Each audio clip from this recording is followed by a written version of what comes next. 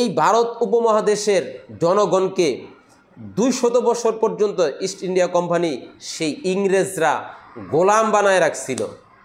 তার সূচনা কি ছিল? সূচনাটা ছিল এই 250 প্রায় 350 বছর আগে ভারত উপমহাদেশে যারা দায়িত্বশীল ছিল তাদের একটা ভুল ছিল। সেটা কি? যখন সেই ইস্ট ইন্ডিয়া কোম্পানি ইংরেজরা সেই 350 বছর আগে দুটো জাহাজ ভারত উপমহাদেশে বিরানোর জন্য অনুমতি চেয়েছিল।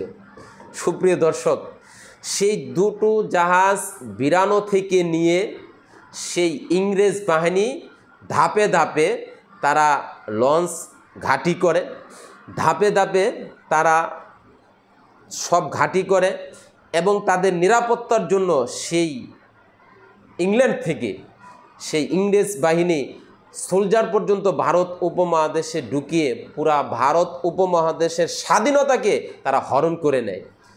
সর্বশেষ এই ভারত উপমহাদেশকে স্বাধীন করার জন্য উলামায়ে কেরামের শরীরের রক্ত, তাজা রক্ত দিয়ে, উলামায়ে কেরামের শরীরের তাজা রক্ত দিয়ে এই ভারত উপমহাদেশ থেকে সেই ব্রিটিশ ইংরেজ বাহিনীদেরকে এই দেশ থেকে বিতাড়িত করা হয়।